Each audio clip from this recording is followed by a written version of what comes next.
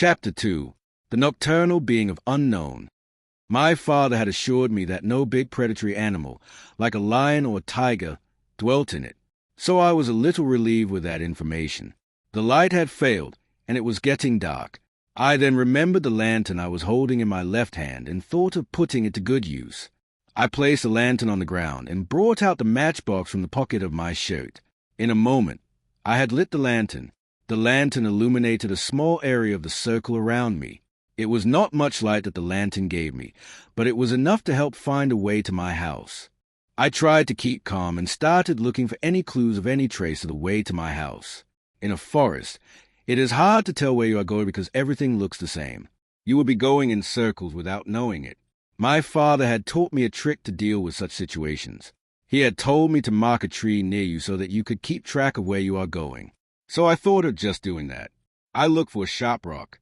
When I found it after scrutinizing the land for a few minutes, I picked it up and went near a tree and carved an X sign on it.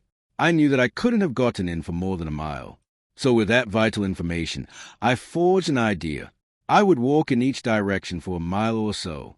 In the mile, if I didn't encounter my house, I would return to the marked tree and try one of the other remaining directions.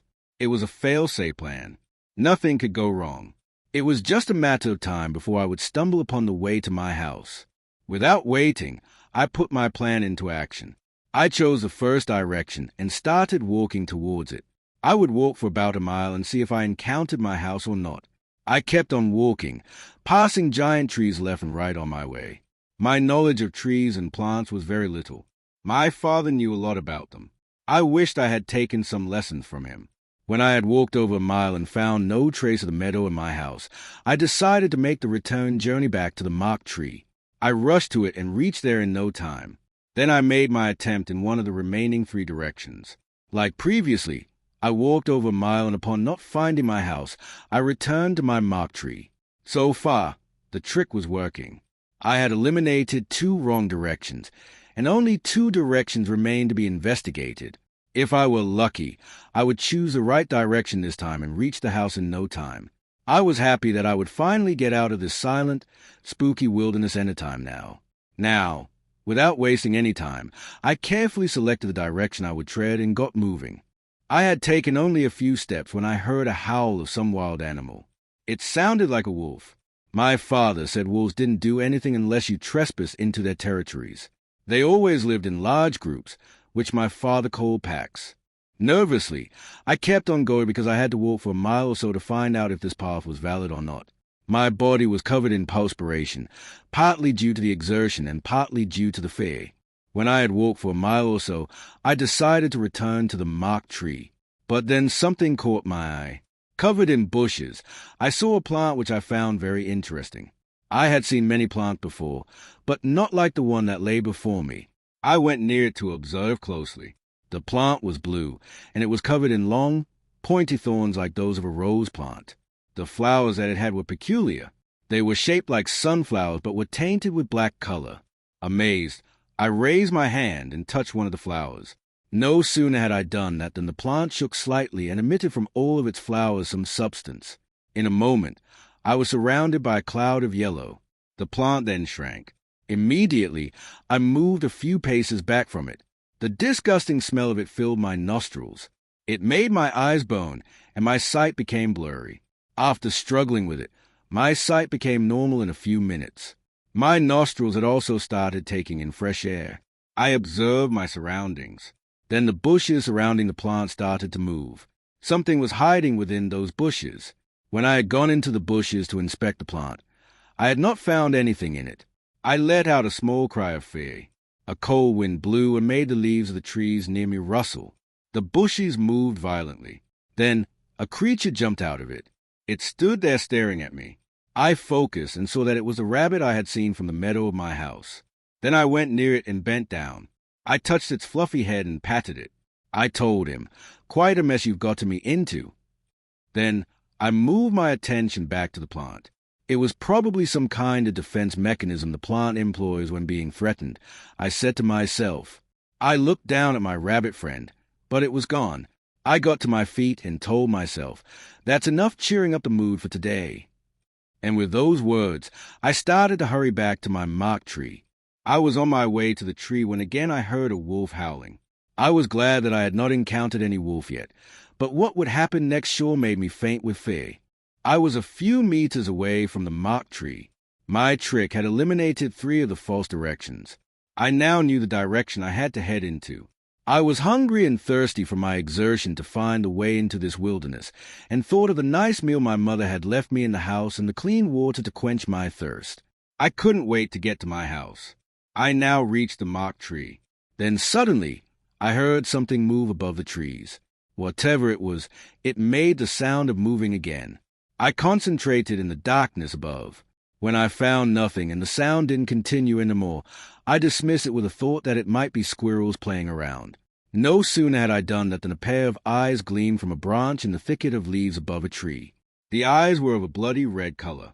The mere sight of them gave me chills. A moment later, a creature with those blood eyes jumped on a branch near me. Now it had entered into the area of illumination cast by my lantern. Now I could see the creature. It was my rabbit friend that had run away from the bushes. How had it gotten those spooky red eyes? I didn't know. I raised my hand and called it. To my horror, it did something that would send a chill down my spine. The rabbit howled like a wolf. It then growled, showing its teeth. It had wolf-like fangs. How is it possible? I thought to myself, what kind of creature is this? How can it sound and have teeth like a wolf? The rabbit suddenly jumped in front of me and started to growl. Its sharp teeth were threatening to sink into my flesh. Then it did something else, which I found very peculiar. It spread a pair of wings. The wings resembled those of a bat. They started to flap, and the rabbit, not sure I could call it that anymore, began to lift itself from the ground. It reached the height of my head and continued to hover there in the air, its bat wings beating rhythmically. My head and that creature were on the same level. Those bloody eyes stared into mine as if trying to bewitch me. I found myself frozen to the spot as if turned into stone. Had that creature placed a charm on me? Was I now under its control? Questions were swirling inside my head. But then the creature did something very unnerving. It used a deep, unearthly voice mixed with the growl of a wolf. It said, "You are doomed." With those words, the creature flew away and was lost in the darkness. Now I could move my body again. Whatever the spell it was, which had petrified me, had worn off. My whole body was trembling with fear from what I had just witnessed. I knew that a forest was home to many nocturnal beings, but the creature, which I had just encountered, didn't feel natural. I tried to shake the fear out of my mind and prepared to rush towards my house. I now knew in which direction I had to head. So, without wasting any time in this creepy place of horror, I clutched the lantern in my left hand tightly and started to run towards my house. While running, I saw the shadows of me and the surrounding environment bobbing as if they had begun some kind of hellish dance in the worship of the devil. The whole scene looked like a nightmare. I kept my sight fixed ahead and didn't dare to deviate from it, for I feared that I might encounter another nasty surprise. After a few minutes, I could see smoke rising in the sky ahead of me. It must be from the chimney of my house, I thought. My father, before leaving, had filled the fireplace with pieces of wood. The smoke must be from that. It told me that I was not far from my house. Soon, I reached the outskirts of the forest. The house was looming just across the meadow. As soon as I left the last few trees of the forest and stepped onto the meadow, a bright flash and a booming sound of thunder sounded from the sky. Maybe it will rain, I thought. Then there came another flashing of lightning which illuminated the surroundings with intense blinding light for a second, followed by a loud thundering sound that almost made me deaf. Soon, the downpour of rain began. I hurried back to my house. I reached the front door. I had locked the door, so it needed to be unlocked before it would give me admittance through it. I placed the lantern on the ground and rummaged through my pockets for the key. After struggling for a while, I found the key from one of my breech pockets. With a shivering hand, I put the key into the keyhole and turned it. The key turned smoothly in the keyhole, and with a clicking sound, the door unlocked. Then I tucked the key back into the pocket and bent down and picked up the lantern. Before entering through the door, I looked back at the forest, which now loomed far across the meadow. It was all blurry due to the rain. By now the wind had picked up speed and was blowing heavily. The trees at the edge of the forest swung violently as if dancing in anger. I could still hear that spooky howl in my head. Faintly. I was glad that I had reached the house finally and had left the horror far behind. Then, with a smile, I turned back to the door and entered the house.